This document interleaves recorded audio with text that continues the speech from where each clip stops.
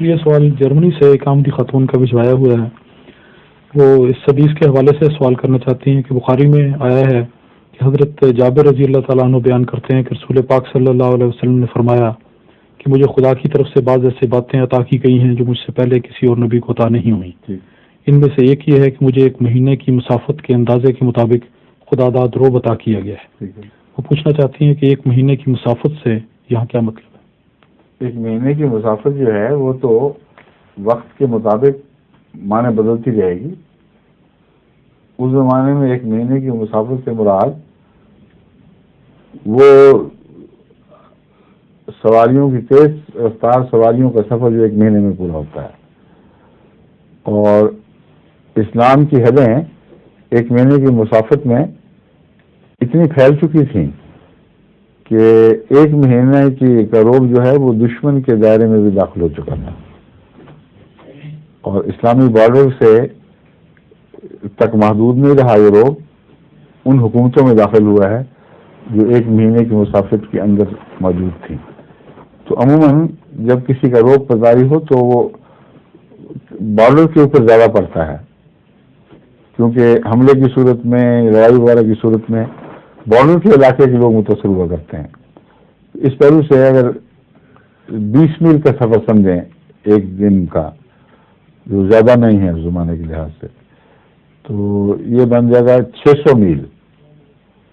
تو 600 میل شمال میں 600 میل مشرق 600 میل مغرب جنوب میں یہ حد بنتی ہے. مگر جو تیز رفتار اونٹ ہیں وہ سفر میں اور بھی زیادہ کرتے ہیں. بعض 40 میل فی یوم تک سفر کرنے کی طاقت رکھتے تھے. تو اس لحاظ سے 1200 میل کا دائرہ بن جاتا ہے چاروں طرف. تو یہ ایک موٹا اندازہ ہے. مگر جو جو رفتاریں تیز ہوئی ہیں یہ سفر کا دائرہ پھیلتا چلا گیا ہے.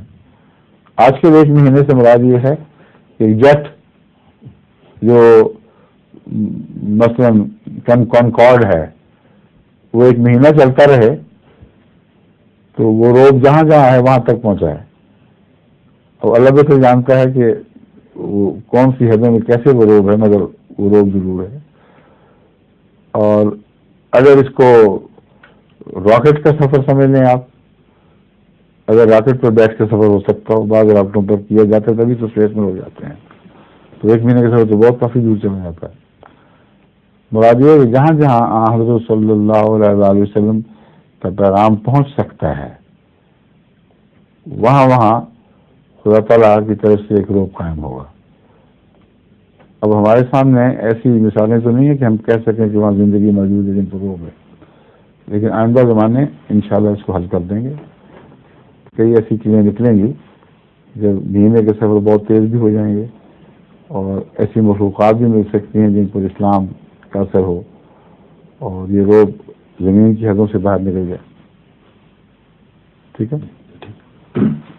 ظہور مہدی آخر زمان